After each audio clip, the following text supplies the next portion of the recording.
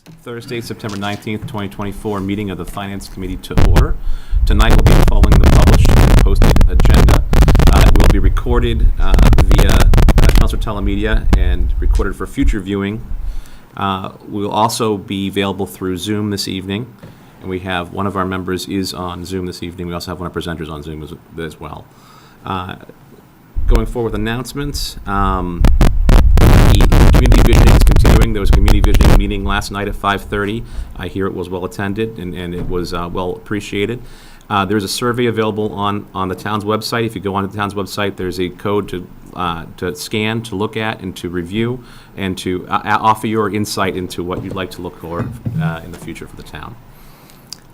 Next on the agenda this evening, we have the approval of minutes. We have a set from September 12th, 2024. Has everyone had an opportunity to review those? Yes. Do we have a motion? I make a motion to approve the minutes of Make a September 12th, 2024. I make a move to second that motion. Okay, any discussion?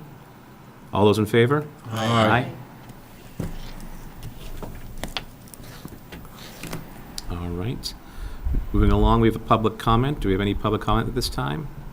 Seeing none in the Zoom room and none in the room, I'd ask next we have a presentation of the fiscal year 2024 budgetary report and certified free cash. And with us this evening is Darlene Lucier, our town accountant. Good evening, Mr. Chairman, Board.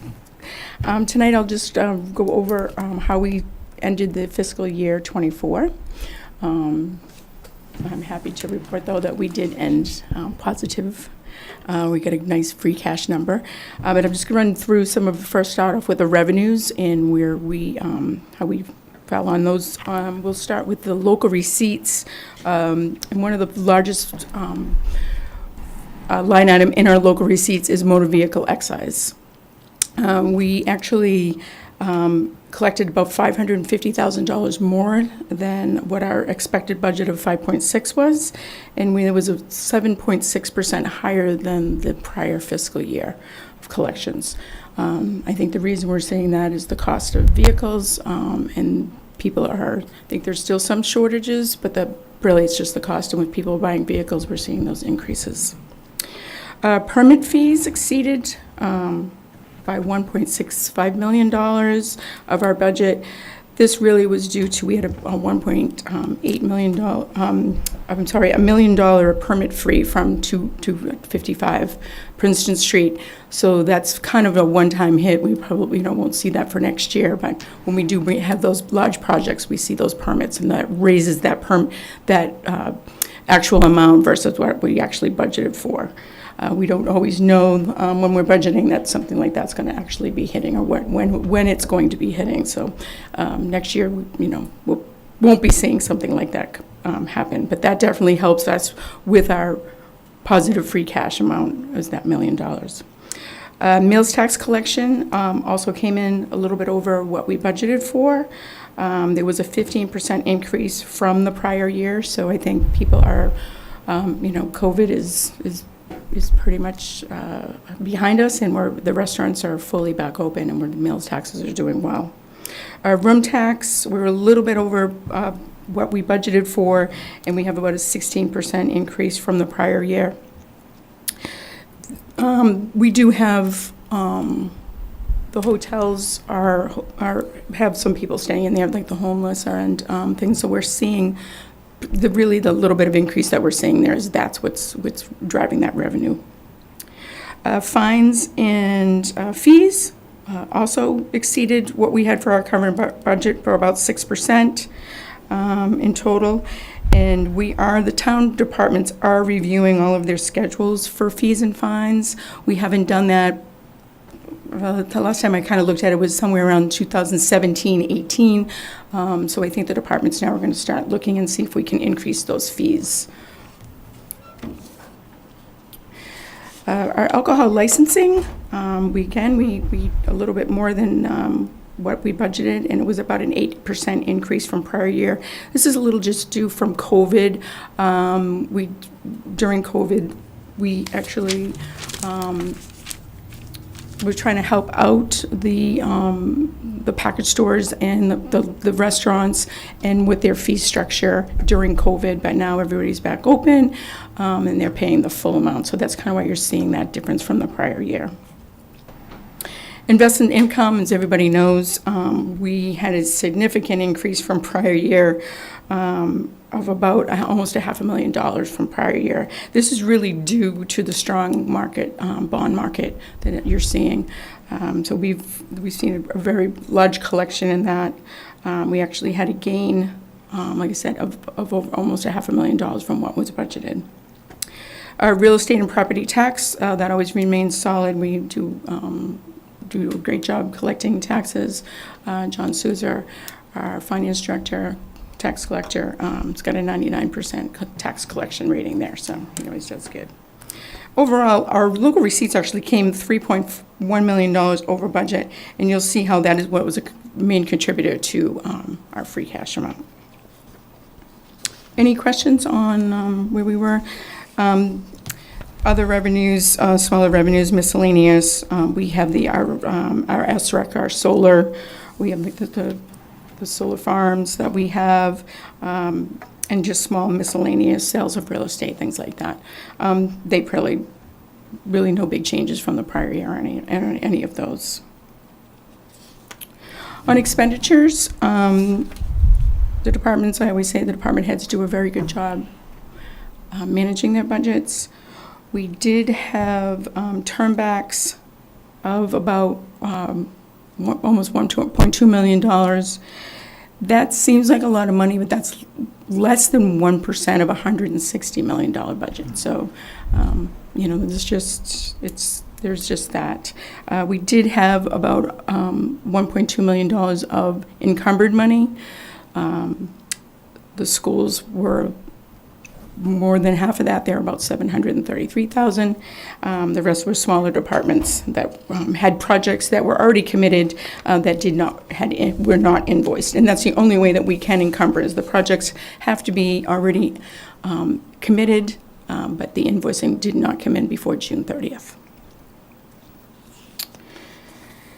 So to look at our free cash calculation, how this really is how the Department of Revenue certifies your free cash is they take your undesignated fund balance when I close everything out to the general fund.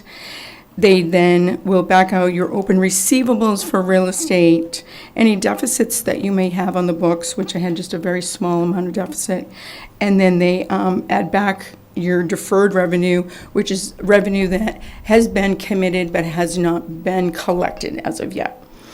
So we were certified at 4.7, 42817.20 was our certified. Just a little note, we had an increase in our undesignated fund balance from the prior year, which our bond rating agencies like to see that. Mm-hmm. Basically, what that's telling a bond rating agency that you're not taking one times money to fund your general operating budget. When you start drawing down on things like that, this is where it falls out, and from one year to the next, you'll see a deficit. We've actually had a $1.6 million increase from 23 to 24. So there'll be when we go to when the team goes out to bond rating to borrow, this is a positive look to do that. Free cash, the sources.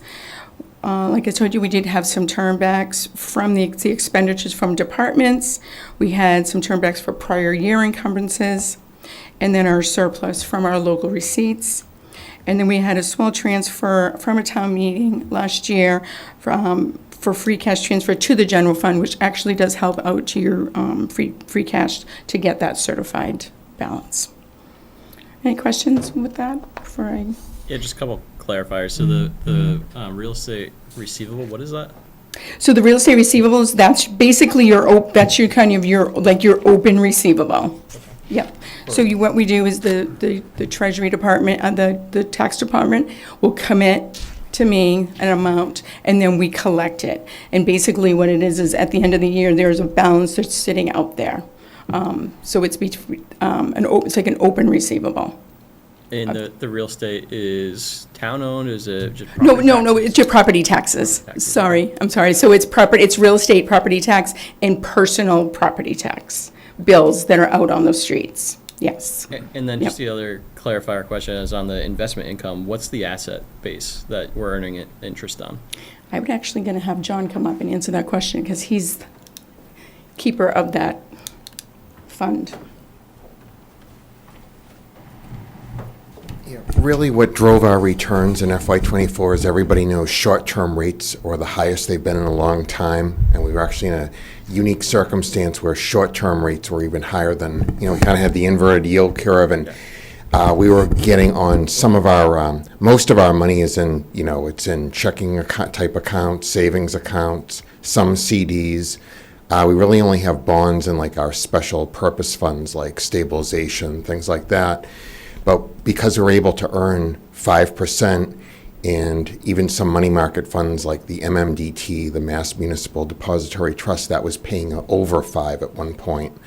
So it was just a great year for short-term rates. So we haven't seen that environment. I would say, you'll laugh, most of the time that I've served as treasurer, we're in an ultra-low interest rate environment. So this is quite a change. I will say, just to caution everyone, the members of the Finance Committee, is when the town manager and I work on the coming year's budget, we're going to have to be mindful that this is not likely going to repeat, because today we saw the Federal Reserve lowered key interest rates by 0.5%, and they're expecting more of those moves in the months ahead. So it's likely that, I guess what I'm saying, that rates are going down, we expect, not up. We just don't know the exact timing, so. Well, for that reason, are you trying to lock in whatever rates you can? We have on CD renewals and that, we've gone out, long as we can. A lot of our money is kind of working capital. It comes in from tax payments and goes out to pay payroll, bills payable. So that's why it's in, the interest rate that we earn is going to fluctuate on those. So it's really just the float, right, so that we're earning interest on, or is it all across like all the different special use cases? We basically sweep it together into one account and say, this is sort of the overall investment income that we had across all asset bases. All of the interest that you see here reported into local receipts is our general fund interest. Got it. So that doesn't include like special purpose, like stabilization funds, our OPEB, because the interest by law stays with those funds. Yeah. Got it. Okay, thank you. Thank you, John. Now I'd like to go into we have to certify, the DOR actually certifies each of the enterprise funds. Enterprise funds are their own fund, so they are their expenditures, their revenues, any interest that they earn stays with the fund. It's kind of like their own little business. So the first one we have is our sewer enterprise fund. The DOR certified them to have $1.2 million worth of free cash. And basically all that really is just the difference between their revenue and their expenses. So they actually, and then they add that to their prior year undesignated fund balance. So for the year of '24, the sewer enterprise fund actually had a positive of $321,173, which was added to the prior year number, and that's how they certify it. So it just kind of adds, and it's not that the sewer made $1.2 million.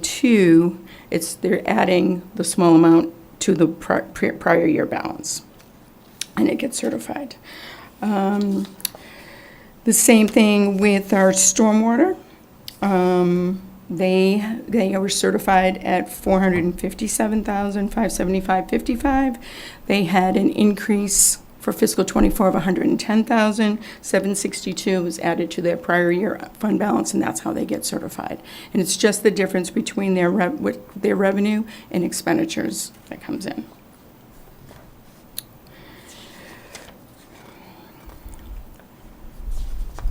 Our golf course enterprise. We had a small increase there between our revenue and expenditures. Actually, we didn't really even have any expenditures at the golf course, so it was just all revenue of $93,358.90, added to what their prior year number was, certified them at the $424,789.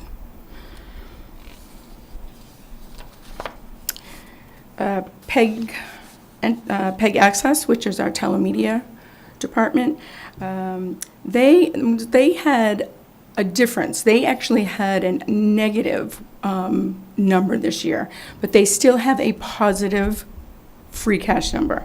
So the difference between their revenue and their expenses, they actually had a deficit of $54,500. Pete Padula, who is the director of telemedia, expected that. That's not a surprise. He was doing projects. He knew he was going to be taking some of his free cash and undesignated fund balance. So he still had a positive free cash certified by the Department of Revenue of the $452,000. And I'm sorry, he had a negative $84,000. I was looking at his reserve for expenditure. He had a negative number of $84,000. Like I said, he knew that was going to be happening. And the enterprise funds are allowed to do that as long as they have enough money in their undesignated fund balance. If not, that would be considered a negative free cash, which is really not allowed. So did he buy equipment? Yes, he was doing, redoing this, he was redoing his studio, actually, and buying a lot of equipment, new equipment for that studio. Yeah, that was through town meeting, too. It was a Yep. discussion, yep. Yep. We have the Forum, our ice skate rink. This year, there actually was really no activity with the Forum. So it really, their free cash, there was no revenue that was generated, and there was no expenses that was generated. We are talking with the management company there to see what they can start doing there to start generating some revenue for us over there. And I think their license is up for renewal. The new company, the company that's there, so I know that our manager's office is talking with them, and they're talking about their contract and what they're going to do. But they do have an undesignated fund balance of $434,379. And then what I'd like to talk about is just some of the funds that do generate those, like John was saying, kind of like our stabilization funds, OPEB funds. Those are funds that the interest stays with the fund. So our stabilization fund had a healthy investment amount added to the account of $722,000. So that was, again, due to the interest rates and where John invests in with the stabilization fund. So that fund is doing very healthy. We're at this $15 million, $338 in there. That hovers right around the 8% benchmark that our auditing firms and the bond rating companies, they like to see your stabilization fund at that level. But what percent was the yield? In other words, John how much did we yield on that money? can probably answer. Sorry, I have that, not with me tonight, but in the town report, but I want to say from memory, I believe it was either 6 to 7%. I can get you an exact amount. It was better this year than last because the stock market did better. And I just wanted to mention, unlike a lot of investment vehicles, we're only allowed to invest in a small list of stocks that's approved by the Commonwealth of Mass, so we can't buy like an S&P 500 index fund. So most of our stabilization, I would say 80 to 85% is in fixed income investments, and we have two firms that help us with that. Can you do bond funds? You can do certain bond funds, certain ETFs, but they have to be in mostly government bonds. Treasuries were a great asset class for us this year because of the safety and, like I said, the yield. You know where I'm going with this, right? I mean, on this stuff, does it make sense to lock up some stuff? Yes, With we- interest rates bound to go down or Right, that's, projected to go down. right, Don't that's, have we a have invest. Guarantee it, but. Right, that's where our investment advisors help us and try, this, you know, when interest rates are going up, we try not to, we try to keep the duration down, so we're not buying bonds for the long term that are only gonna go down in value, so that's, we have some professional help with that. But we do have fixed income investments that we can, you know, that are not gonna go up and down, with the market.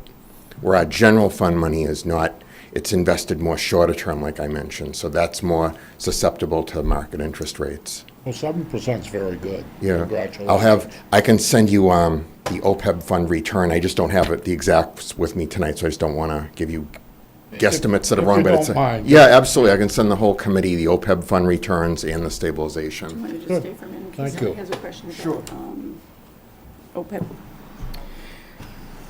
The other fund we have is our OPEB fund, which is our liability fund. That, John probably can speak to that too, about the investment there. We had an investment of $2.1 million this year. It's invest with the PRIM, which is a state investment. So we actually had it, or transferred it from $2 million at town meeting into the fund, but we actually had, you know, $2.1 million added to that just through the investment account. So now in that fund, there's $25,686,175. And we're currently having, our actuarial study is being done, we'll be done for the audit, for this fiscal '24 audit. And so they'll be coming in probably in November to be able to talk to you about where we are with other communities and investing with our OPEB fund. Does anybody have any questions about the investment on there? Because John can, yeah, okay, thanks, John.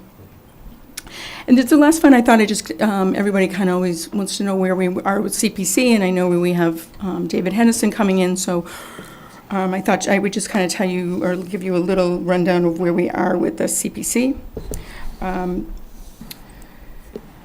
We actually had, $1.4 million of commitment. We had $1,406,000 actually come in. That's a collection of some prior year monies because you don't collect everything all in one year. We had a match this year of $295,000. So our net revenue amount there was $1.7 million to the CPC fund. The DOR doesn't certify they do have an undesignated fund balance that doesn't get certified. I actually have to send reports to the Department of Revenue, but they don't do a free cash. But we currently have, as an undesignated fund balance in CPC, is $4.3 million. That sounds like a lot, but if CPC, if town meeting ever voted for CPC to go away, any outstanding debt that we have on the books would have to be paid through CPC. So I always caution that we should always keep some money in our undesignated fund balance, and also to keep it in case a large project comes up. When we go to borrow, they still look at our borrowing capacity in this fund if we could able to cover the debt if something ever happened. So for instance, Coolis, that was a big contributor in that. Yes. And if you, what I did is I actually gave you a debt schedule for where we, for CPC. And you see the Coolest Farm it's coming on in '25. We did have a payment. We're going to have payment in '25. So the other small projects that are out there, Sheehan Farm, the athletic fields, Chelmsford Ward, Varney's be dropping off, Roberts Field, Warren Pole, those are going to be dropping off in 31. And then we're also have declining debt with the Coolest Farm every year when you pay it off. So we do have good capacity and the balance in that fund, a healthy capacity for another project to borrow for, and to cover any debt that's out there. So the fund is in very good shape. We did have probably 5 or 8 years ago that the fund kind of got depleted a little bit. They were using their cash instead of borrowing. So I always recommend that committee that if they can go out to borrow, you get better rates. We get better rates than just go ahead and spending out our cash. But that's really how we ended '24. And it was very positive, so the $4.7 million, I'm sure, will help out for some projects that are going to be going forward at town meeting or Certainly. any Anybody have questions? any other questions? Darlene, thank you very All much. right, thank you. Douglas does a great job. Right. Moving right along, we have a review and discussion of warrant Article 18, the Community Preservation Fund, 1 Smith Street Community Housing, and with us this evening, we have the Executive Director of the Chelmsford Housing Authority, David Hedison. Hi, good evening, Mr. Chairman and Finance Committee. David Hedison, Director, Chelmsford Housing Authority and Choice, Inc., our nonprofit affiliate. I'm asking tonight for your support for $2.6 million of community preservation funds designated from community housing for the redevelopment of Chelmsford Arms over on 1 Smith Street. So what you'll see on the slide is the bird's eye view of the site. This site is older than I am. It was built in 1969, and you can see 3 distinct buildings, 2 larger ones and one in the center. There are 32 units, a community building, and 32 additional units. It's a 2-story walk-up. We added elevators about 25 years ago, and these buildings are over 50 years old and very, very tired. It was state public housing, and it is still considered state public housing. We recently received permission to transfer the property from Chelmsford Housing Authority to our nonprofit affiliate for the purposes of redeveloping this whole site.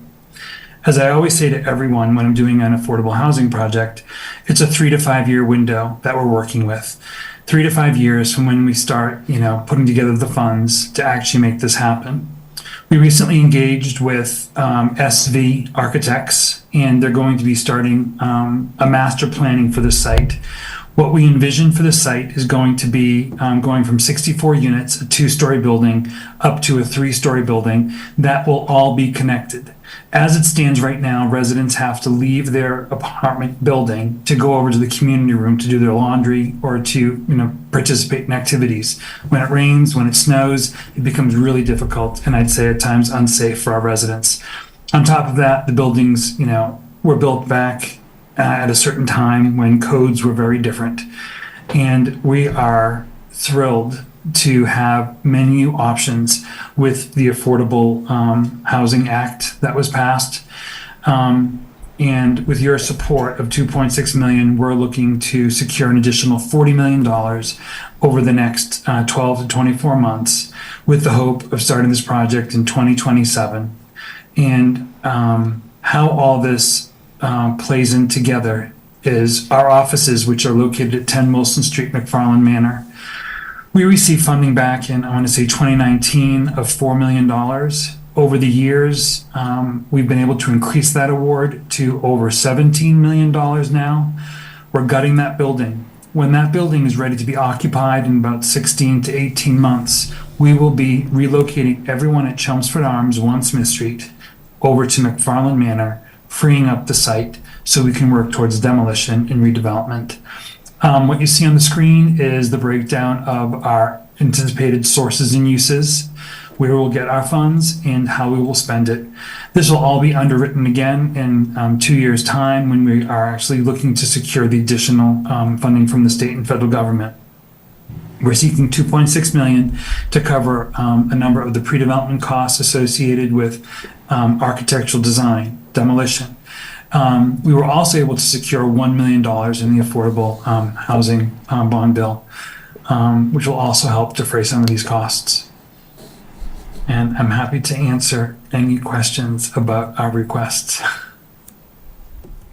These are some renderings from the when the architects submitted some proposals, but these are just some very, very preliminary things. We need to go back to the zoning board for a new permit, and it's going to be a much nicer development than it is today.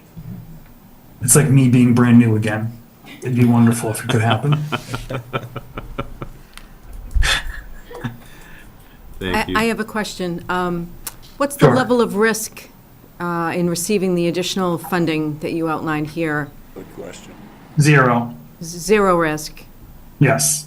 So it's already secured, it's in your bank, checks It's cashed. No, I don't want to say it's, we've already, so let me say this to you. The state has already signed off on the transfer of the property to Choice, our nonprofit. These are state housing assets that were transferred to the nonprofit. What I'll say is, nothing is ever guaranteed as far as they're not going to put money in my account until I've gone through all my due diligence. And due diligence means, securing our comprehensive permit. Before that, having all the designs done. As it stands right now, we have secured, I'm going to take just a moment to explain a few things to you. So when you are seeking funds to develop affordable housing, you cannot knock on the door of the Executive Office of Housing and Livable Communities until you've secured your local funding sources, your local permits, and you're ready to put a shovel in the ground. I've knocked on the door for UMass West up at 255 Princeton Street. We just secured that property in January of 2024. So when the door was going to be opened to apply for the funds we needed for the UMass West development, that was October of 2023. I could not knock on the door until it was in our name. So what happens is now we're going back next month to the state, knocking on the door for UMass West. And we will hopefully have, within the next 6 months to 9 months, an award of funds that will be paper. It will not actually be dollars. We will go to a closing where, as if when you're getting a mortgage on your own home, we will have, 6 different major funding sources together with legal counsel. And at which time they will not release all of the funds to us. It'll be released based upon requisitions on the project. So we hope to have UMass West all set, funded within the next year. Then we have a period of time where we'll be waiting, finishing up the due diligence and process for the redevelopment of Chelmsford Arms. We'll knock on the door in 2026, most likely 2027, and we'll secure the funds 2027 or 2028. Thank you. Are there any, will there be any clauses in place that are or requirements in place that if you don't fulfill it, they pull it back or pull back a certain percentage? Or are there any requirements around using this funding other than using it for the site that you? I'm not sure I understand because this is site specific. So everything I'm working on is site specific. Yeah. Everything is monitored and audited by my funding sources. So I have to actually list out this 2.6 million, if we're talking CPC funds, on all of our documentation with the state. And they're going to track every penny of this, as well as the affordable housing restriction that we've placed on the site. So just like all the other $40 million, the town of Chelmsford will have priority. They'll be listed in the priority of mortgages on this site. Okay, thank you. You're welcome. Thanks for the questions. Sure. How many units are at McFarland Manor? Are there more units than there are at Smith Street? There's 51, and what will happen is, like we did at McFarland Manor, we will begin holding off on leasing units when we have a firmer time frame. So we have 2 developments that people can transfer to. When we make the decision to start transferring people out of Chelmsford Arms, they'll be able to go to Delaney Terrace or go back to the new building at McFarland Manor.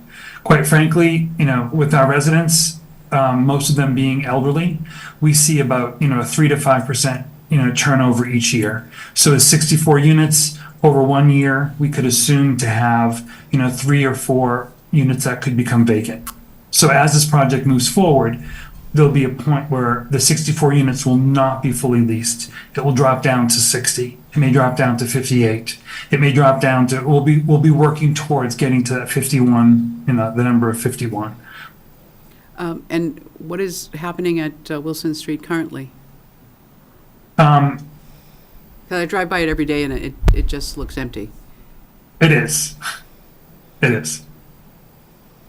So right now, we just finished qualifying the contractors. This is still a state public housing building. We secured the $4.3 million, and I have been fighting with the state for well over a year. We, initially, the building was just going to be for windows, flooring, and some minor modifications to the inside. I had to go and show them that the electrical was out of code, that the windows were horribly drafty and not really accessible, that the HVAC was almost, 40 some odd years old, past its life, and they did not want to actually increase the dollars. Why would we move people out to only do half a building or, 25% of the work that needs to get done? So I'm a very pushy person, and for them to move this forward, I had to vacate the building a year ago. I then secured funds from the LEAN program, which provides free equipment for our HVAC. The state did not want to provide central air conditioning. And as we're investing brand new windows in all the buildings, do we want to see 51 air conditioners hanging out of the brand new windows of an old historic school? No. So they said to me they'd give me time to secure free equipment from Mass Lean. So at this point, we have about $3.4 million of free mechanical equipment for electric hot water, central air conditioning, central, the building's going to be brand new. It's going to be a complete gut rehab down to the studs. So we're hoping by the end of November, the contract will be signed. So as I drive by there, I'll see those chutes with junk flying out of the window? Yes, and you're going to see a trailer with me moving into it, hopefully soon. But I'll tell you something, like my board knows, and they hear me like complaining every single month. The worst part is we are the housing authority and we're a nonprofit. If people are not performing when we are the nonprofit, we have recourse. When certain firms, and I'm not going to say anything in a public meeting, when certain firms are not performing up to my standards, our organization is not able to fire someone necessarily. We have to go through the state.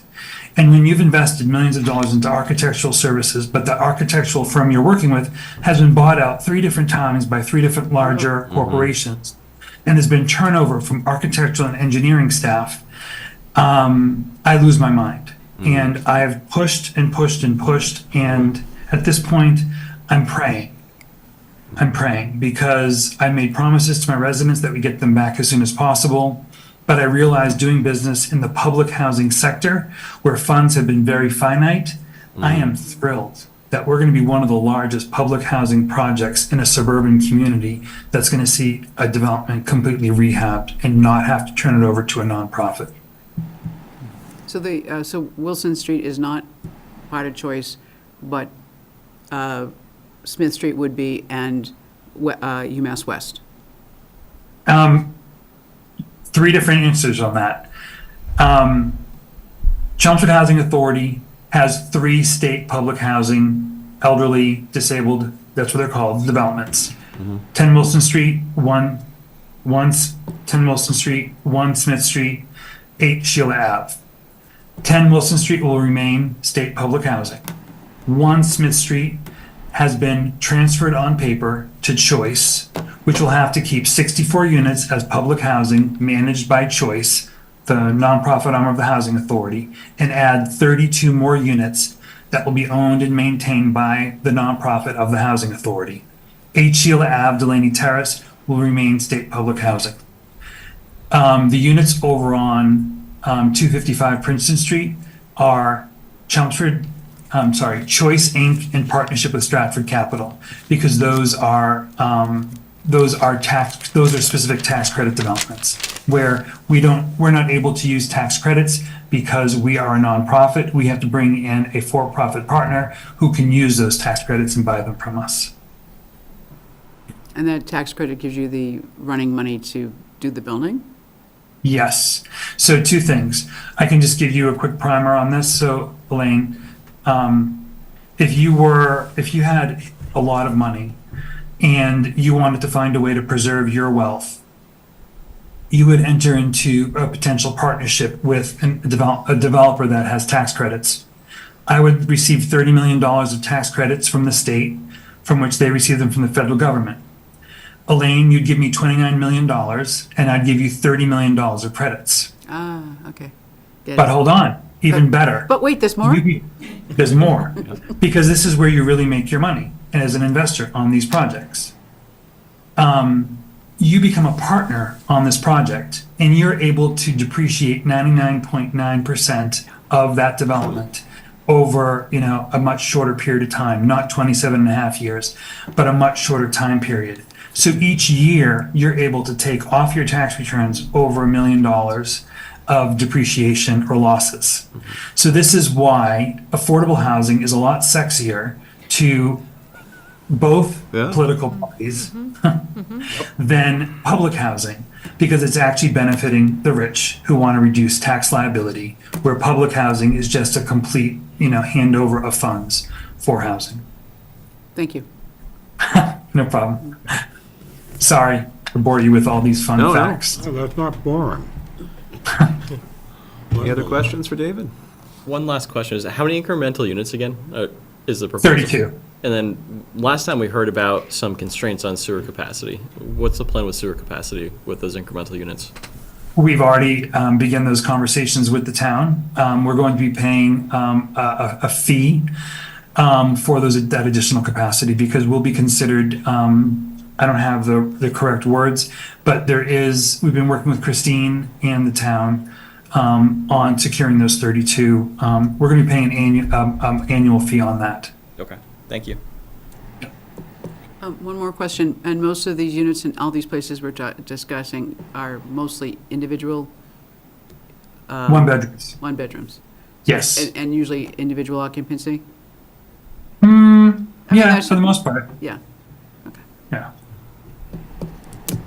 We hope couples survive together for a while, but most of the time these are individuals, but we do have a few couples.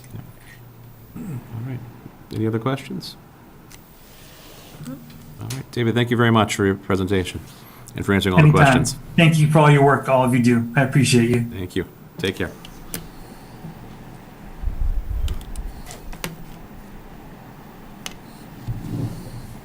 Moving right along this evening, we have a review and discussion of warrant Article 16 for the Fire Station Reconstruction Article. With us this evening, we have that committee's chair, the Fire Station Study Committee, Virginia Crocker-Timmons, and we also have the chief here as well, Chief Ryan, in the audience if there's any other questions regarding. He's also a member of the committee, and so is actually our town manager, Paul Cohen. All right, good evening. Good evening, Mr. Chair and members of the committee. So I'm going to go over warrant Article 16. I just want to point out on the cover page, we do have a detailed website public information repository that we put in place to help inform the public prior to town meeting and the ballot in November. Next slide, the topics I'm going to cover, I'll talk a little bit about why Article 16. I'll go through the Fire Station Study Committee's work and how we arrived at the conclusions we did, and then we'll talk about the specifics of the Station 3 and 5 proposed renovation and reconstruction builds and the debt service public analysis. So warrant Article 16, the bottom line of, you can go ahead to the next slide. The bottom line of the fire station's recommendations are that it's going to cost between 20 and 25 million to reconstruct stations 3 and 5, and the town does not have the capacity to do that in its non-excluded debt service. So we're recommending, the town manager is going to recommend $25 million in warrant Article 16 for the vote for the construction and renovation of those 2 fire stations. Funding the projects requires a Prop 2.5 debt exclusion, as I mentioned, and that will require a 2/3 vote at town meeting and a majority vote at the ballot in November. It requires both. The fundamentals of, if you can just slip back for a minute, the fundamentals of why we arrived at this conclusion are, from a public safety standpoint, there is no scenario involving elimination of either Station 5 or Station 3 that was acceptable to us from a public safety standpoint and having the response times that we need to keep the public safe. Given that, there's no scenario under which we wouldn't recommend reconstruction of Stations 5 and 3 from a firefighter safety and health standpoint, and we'll get into that a little bit more.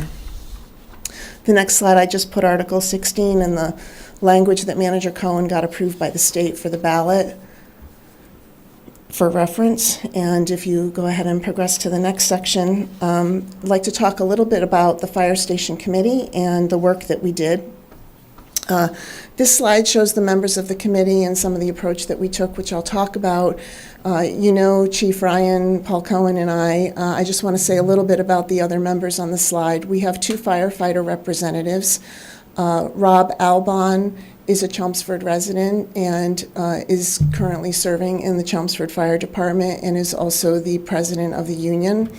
Greg Segnini is a graduate of Chelmsford High School, having grown up in Chelmsford, serves on the Chelmsford Fire Department, firefighter staff, and is the secretary-treasurer of the union. Cheryl O'Donnell we have 2 resident representatives, Cheryl and Rob Distrempe. Cheryl is a retired state police officer. She served 23 years with the state police, and that included 18 years assigned to the Office of the State Fire Marshal as a certified fire and explosion investigator. Bob Distrempe is also a Chelmsford resident. He's a career firefighter who has served in the city of Lowell for 30 years and has been one of their deputy fire chiefs for 11 years. So it's really been an honor to work with this committee over the last couple of years. If you go to the next slide, this is an overview of the current stations and the station conditions, and the 2 that we're talking about are in the lower left, Station 3, and the lower right, Station 5. These stations have become inadequate because they are past their 50-year lifespan, and we'll get into it a little bit more, but there are just issues in the stations where they are not safe from the firefighters from the standpoint of exposure to contaminants and the ability to decontaminate gear and people, and the sleeping and the living quarters being unacceptable, both from that standpoint and from the standpoint of accommodating a workforce with multiple genders. If you go to the next slide. The trades that we did during the study involved 5 critical success factors. And so as we looked at different scenarios, this is the trade space that we weighed. The first one is the station conditions. Again, are the stations adequate both for the firefighters and the apparatus, the number of stations that we would need, and how they are used in the fire department operations.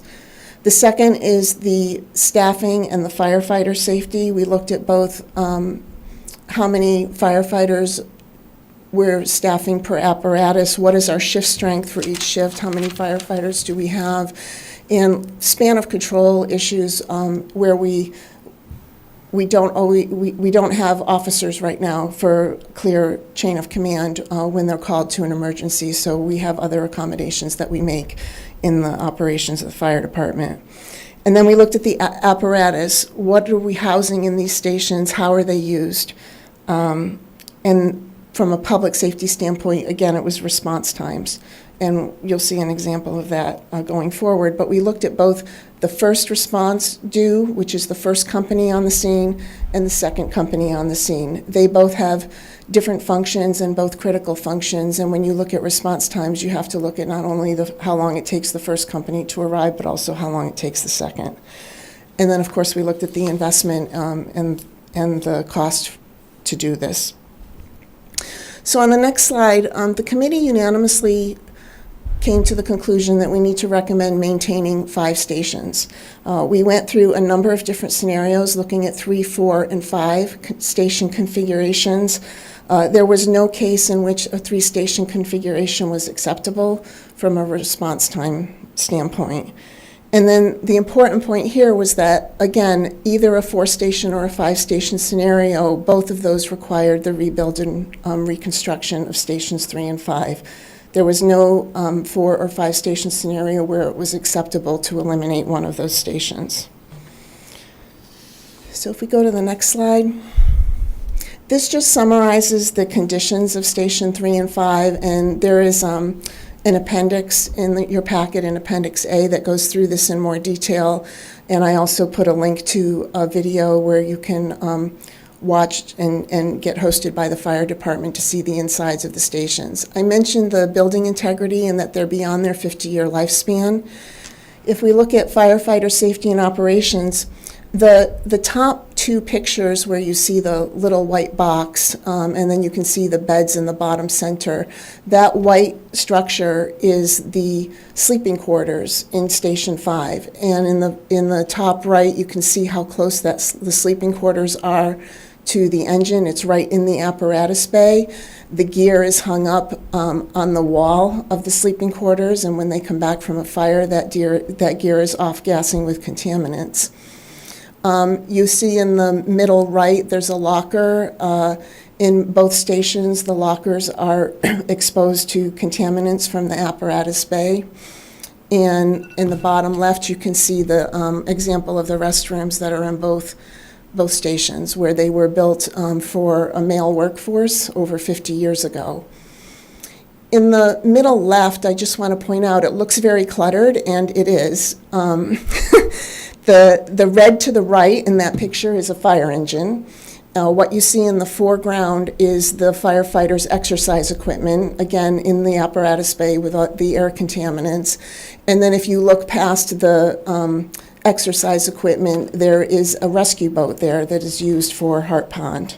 So another challenge that we have right now is because the apparatus from 50 years ago is larger than it is, we have more equipment, and physical fitness is a more prominent requirement for our firefighters. There's not enough room in the apparatus bays even to use like both doors for entrance and egress. They can only go out in and out one way. The next slide just shows you the heat map for a 5-station scenario on the left. So the dark red areas are where the fire stations currently are and where we recommend keeping them.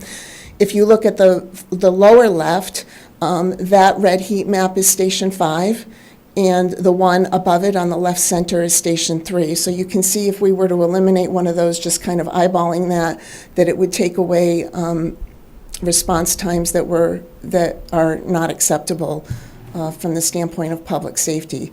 The right side just shows how the stations would be staffed ideally in the future. The renovation of the stations will also allow for increased staffing as the needs of the town have increased. It was impossible to satisfy, every ideal state and standard. And so in the middle, I made a note of the critical problems that are still left unresolved, in that at the center station, we would have to still cross-staff some apparatus, and there will be still 2 stations that are staffed with only 2 firefighters and no officers.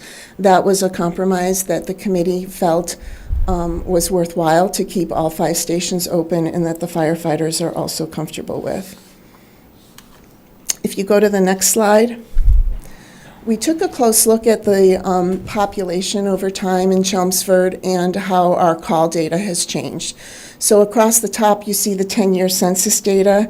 And in the 1960s, early 70s, when the stations were built, from up to the last census data in 2020, our population has more than doubled. In the green box on the lower left, Chief Ryan looked at data over 2 decades, or yes, 2 decades, from 2002 to 12, and then from 12 to 22. And so you can see the increase in the overall calls during that time. And with that, the number of medical calls that the fire department receives has significantly escalated over the last 20 years. I mentioned, it's in the video too, in the 1960s, the fire department was seeing about 850 calls a year. What I found interesting is you can see in 2022, we're at a little over 6,000, but just 1 year increment from 2022 to 2023, there's an additional 354 calls that went up in the department's requirements. And then in the bottom of the green box, just a comment that as the population of the town has increased and the number of calls has increased, our staffing today is the same as it was about 25 years ago. So again, the stations would allow for future growth as the town is able to increase the staff. And then in the box to the right is just other things in town that are going to contribute to population increases. increases in calls. Things like the UMass West development and Princeton Street, the MBTA zoning could play into that, and you're familiar with some of those other things that are there. On the next slide, this is just I talked about earlier the first and second due response time, so this is just an example. The first due company to arrive on scene is responsible primarily for victim safety and immediate fire suppression. They only have 3 minutes worth of water on the truck if that water is expended at a maximum flow rate. And so the second due company, one of their critical roles is to provide water beyond that 3 minutes. As we started looking at different configurations, there were scenarios where we couldn't meet an acceptable first due time, but others an acceptable second due time. The next slide just shows different response scenarios that our firefighters are called upon for. And so we've been talking about structure fires. I mentioned on the top right medical emergencies, and those calls, as we talked about, have really escalated over the last 2 decades. They're also called on scene for motor vehicle accidents and then for mutual aid when other communities need support at a structure fire. And so really what it comes down to is those response time considerations come down to literally life or death or property or loss of property considerations. And the response times that we used and the staffing that we looked at are all based on national standards that are developed based on scientific data. The next slide, there is a proposed new OSHA standard that we expect to be implemented soon. On the left side, it's for emergency service organizations. So there's the old standard that used to be for emergency firefighters is now emergency responders in general. On the left side, you can see some of the categories in that new OSHA standard. The one that we're concerned about is the bottom one, the facility safety. And basically, OSHA is now going to be coming down on exposure to carcinogens and carbon dioxide. So if we don't do something about the fire stations, we will also be non-compliant with the new OSHA standards. So in the next section, I want to thank the Permanent Building Committee. The Fire Station Study Committee asked them to engage in this to get some I'd say more legitimate concepts and cost estimates. So they worked with Weston and Sampson. And the slide you're looking at now is the concept drawing for Station 3. So the little gray area is the existing apparatus bay, and then the yellow box is what would be added onto the station, and the floor layout is to the right. But essentially what we're doing, you can see the green boxes on the floor layout, those would add decontamination capabilities for both gear and people that are insulated from living spaces, and the living spaces would then be insulated from the contaminant areas.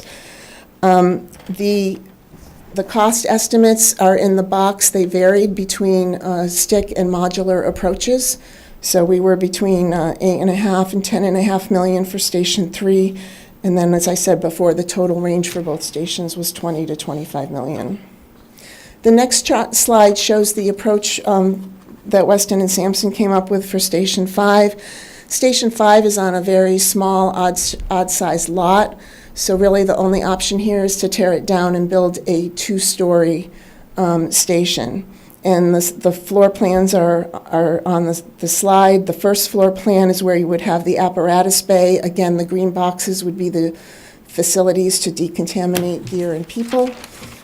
We have the fitness facility now insulated from the contaminated areas.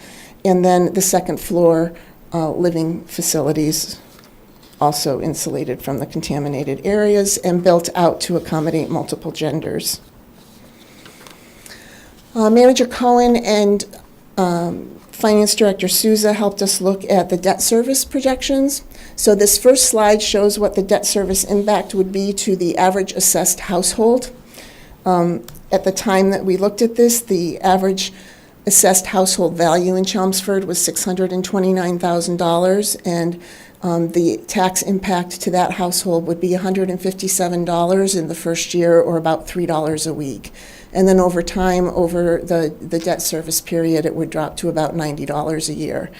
I want to point out on this slide, there's a link to the website that I mentioned, and on that website, there's a place where you can have instructions, and you can look up your assessed value for the property that you own and put it in there and see what your estimated tax impact would be individually. And then there's other sources of funding that we're trying to track. One notable one is there's a Senate bill that is an act to create a Massachusetts Public Safety Building Authority, and the idea is to create a trust to help municipalities with public safety building reconstruction. That has not yet progressed through its current stage. In the next slide, Mr. Souza helped us look at what the historical and projected debt service projection looks like from a town standpoint. And so what you see here is in fiscal '24 with the green box or the circle, the sewer project debt was paid off. In fiscal '25, the secondary school building debt will be paid off. And then in the orange, that's in fiscal '26 where the fire station reconstruction projects would kick in at a gross number of $2.25 million.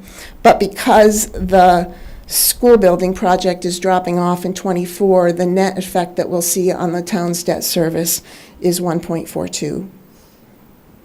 And therefore, the net effect that average household would see is going to be a little bit less than 157. And then the last slide is just, the committee worked to try to put as much information out there that we could to help educate town meeting reps and the public. This is an example of what's on the website. It includes videos, summary, details, depending what kind of learner you are. So that's all I have. Any questions? Thank you. Or questions? Mm-hmm.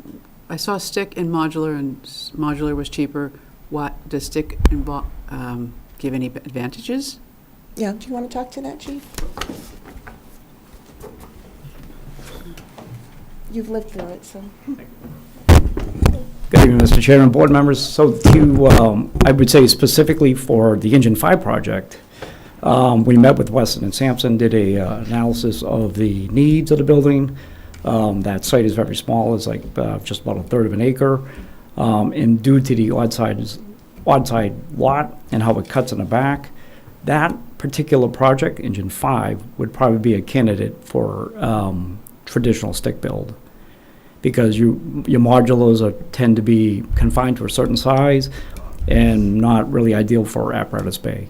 So you could use modular for Engine 3, that's a possibility, but for Engine 5, I think the recommendation would be for traditional stick build because of the gap between the floor, the size of, the space required from the floor to the ceiling. Because you're going to have 2 floors, you're going to have a larger apparatus bay, stairwells, so that lends itself, in that particular case, to traditional stick build. So you're saying is that stick allows more customization due to a weird lot? It does, because your modular buildings are, when we did the Engine 2. They're Legos. Well, they're confined, and then you're being shipped from, in this particular case, Engine 2, from Pennsylvania, so they have to be sized appropriately to be able to be transported on flatbeds and also make it on a bridge abutment, so Okay. You have more flexibility with obviously the stick build. And would What's these the- be done, I'm sorry, I'm sorry, go ahead. would these be done, 5-3, 3-5, both at the same time? How would you handle that time, Do any recommendation? The timing of the build, same time? Yeah, same time. Yeah, it would be done, to get it done at the same time. Now, Correct. in one case, you're adding on, so obviously that station can still stay open while the adding on, but when you have the Station 3 you're being- talking about? Yeah. It looks So like- what I would envision, kind of what we did with Engine 2, we would have to kind of replicate that model where we assign the firefighters to a different site, temporary housing, temporary accommodations for the truck, because it's very difficult to have construction, active, very busy construction, and run a very busy fire station. So in that case, we would probably relocate and try to replicate what we did a couple of years ago at Engine 2. Thank you. Where they used the Richardson Road property as a temporary. Correct, yes. Yep. Say again? So when they were working on Station 2 and did the modular work, the Richardson Road property for DPW was used as a temporary location for the fire station. Where was that? Richardson Road? Richardson Road. DPW. The old Oh, DPW correct. building. Okay.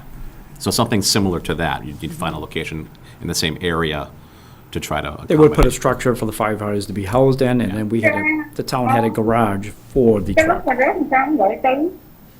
Yeah, I'm sorry, Anita?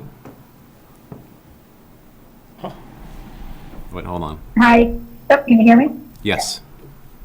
Sorry, I just have a couple of questions. Why are you doing two at the same time and not one at a time?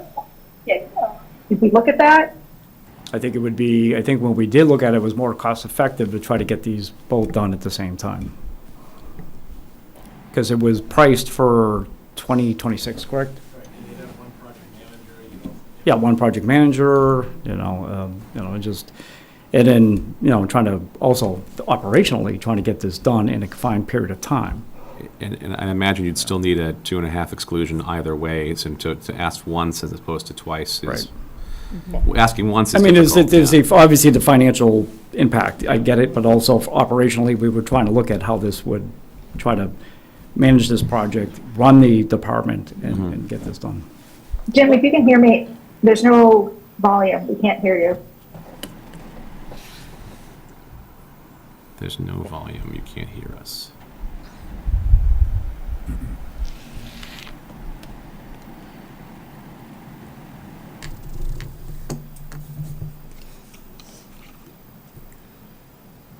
That is a issue that I can't handle. Are we You muted? want to make sure the CTM box is not muted.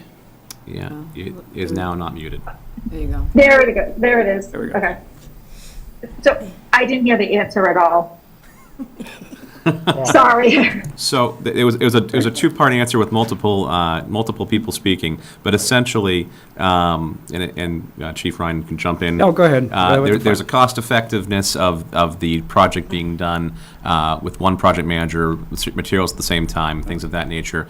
But also, you'd have to keep in mind that either way, you'd need to request a 2.5 debt exclusion, and you'd have to do it more than once if you're doing a different project at a different time. And also be mindful of the operational impact to the department. And the operational impact, yes. Can I ask, what is the difference between a debt exclusion and an override? That is not going to be my answer.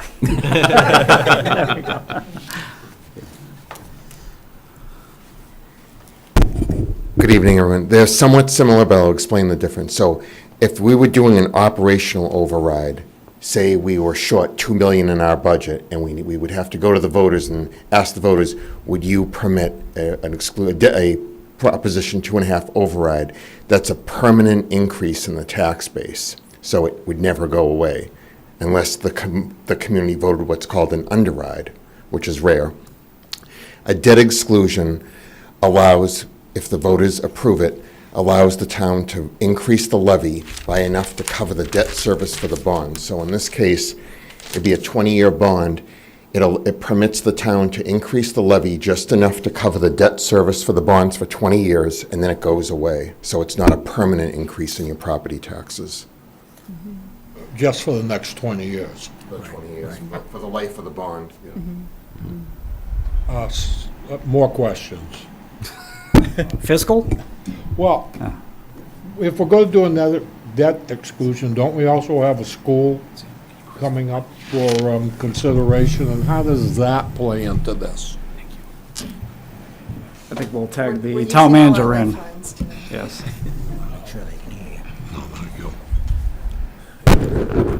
The town is, as you know, is in the infancy stages of the project eligibility for a middle school project. We met on that today with the superintendent and public works director and so forth. We're submitting our required submittals.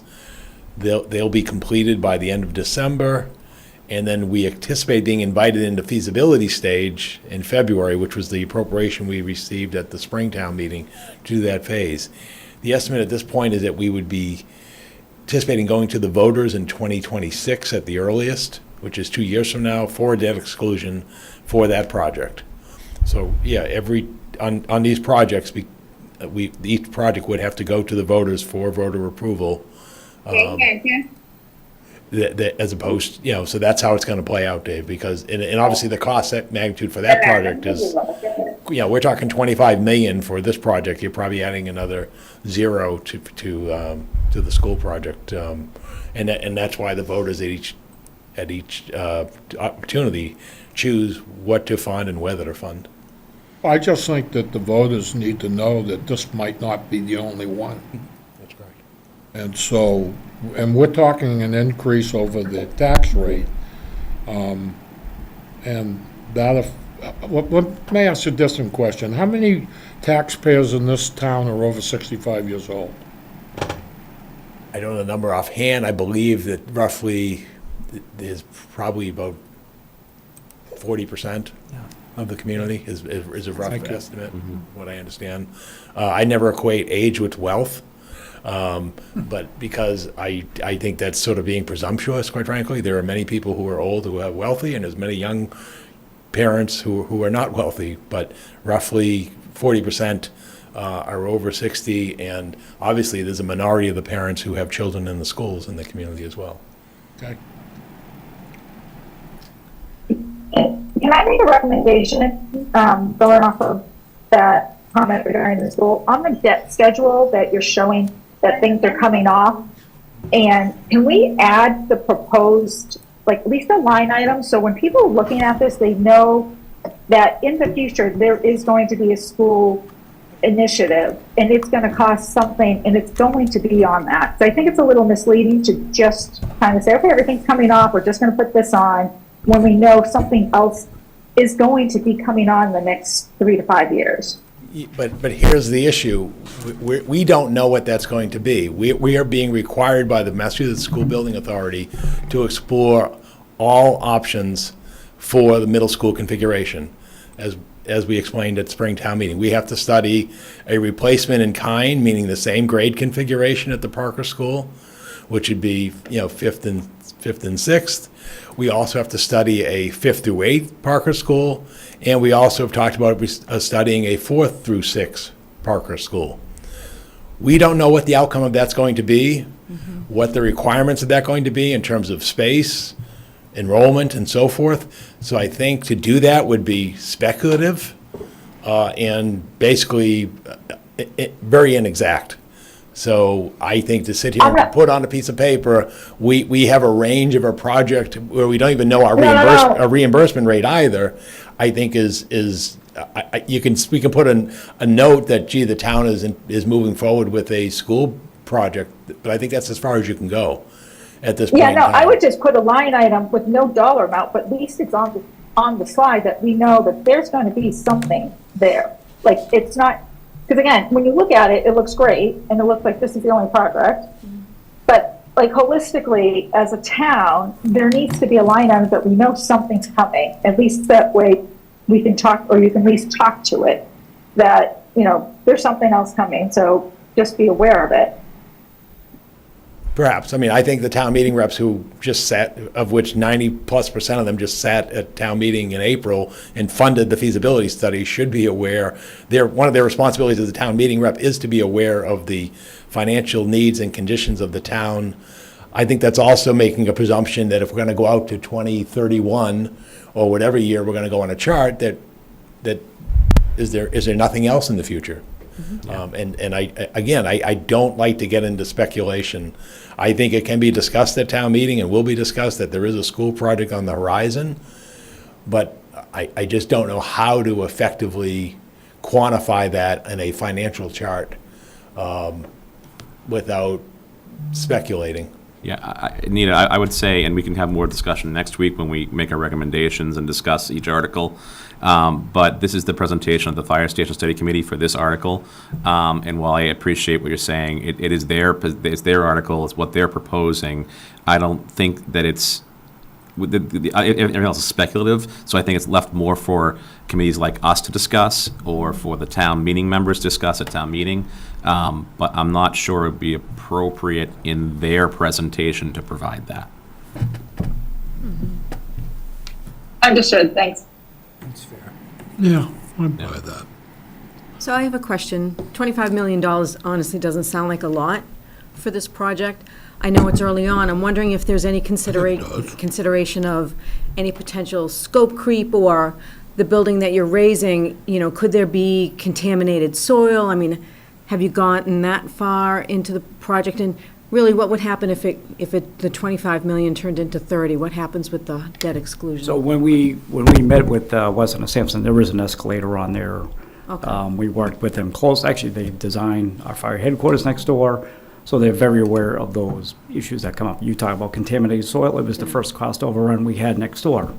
So they're very in tune to that. I think that's why they're very conservative in building those potential issues into the price. Okay. Because we understand. Right. I think I can speak for, we don't want to have to go back. But what if we do? You can't. Yeah. So, but we wouldn't want to leave Right. the fire station half-built, or? No. If something arises, and this has come out recently from the state Department of Revenue because of the inflation that occurred during the pandemic, where projects came in above the excluded amount, in those instances, basically the Massachusetts Department of Revenue made a judgment call in terms of if your $25 million project came in at $27 million, recognizing that period of inflation, they were like, okay, you can proceed. Meaning you don't have to go back to the ballot and ask for another question. But the key thing is, and so to go to your risk, is if the town puts the project out to bid and it comes in above the appropriation, we can't sign the contract because that woman right there, the town accountant, has to sign a certification of funds. So if it comes in over bid, we'd have to go back to the town meeting and ask for an additional appropriation. If it was extreme, like the 25 million became $32 million, then you're gonna have to go back to the ballot or find some other way to bridge that gulf, because you just can't, you can't sort of do, a quick slide of hand of saying, well, we thought it was 25, it's 32, oh, that's great, we're going forward. The state is very strict on that, so no, nothing is expended until the bids come in, and then, like I said, there's a certification by the town accountant on those bid documents at the availability of appropriation, which is also signed by me as manager after the vote of the select board, and it's also signed by town council. That's the legality. So, because again, this is a financial commitment of the town. Okay, thank you. Yeah, can we go back to the staffing for a second? I thought I heard you say that there would only be 2 people staffing one of the fire stations, is that correct? 2. One of the slides. This one, or you want the one in the appendix? I think he wants the. You want this one, or do you want, because this one shows 2, 2, 3, Yeah. and 2, and 2. Which one would you like? I didn't clearly hear it, so I'm asking the question. Sure. I don't I didn't He's get, talking about 2 stations Okay. with 2 staff, Got 2 it, okay. firefighters. So this model would still, again, when we looked at all the scenarios, stations, configuration, staffing, yes, there will still be 2 firefighters that you can see right there, engines 3 and 4. So Station 3 and Station 5 are the 2 that are being will be renovated. staffed with 2 people. Yes. Yes. But as Yes, thank you. they said in the Thank you. presentation, that the build would make sense to increase the availability of space for future use if there's an increase in staffing over the years. So it doesn't make sense. You don't build a $10, $15 million facility for today and have it be outsized in 5 years. I think that's the. And with the fact that I also applied for a safer That grant as well. to try to Especially bring in where- the staffing. Especially where we have so much more space, we can build so many more houses. I can see a point. We'll review and debate on next week at Thursday. Can I ask one more question? Sure. How much, from a dollar, again, this look, both of them, it looked kind of low. How much was the center fire, when we did the center station, how much was that? I thought that was in the 20s. 6.9. That was been done back Okay, in, then- yep, 6.9. All right. Okay, then these numbers seem more reasonable. For some reason, I had 20 in my head. Okay, thank you. Good. Any other questions? All right, thank you very much. Thank you. Thank you.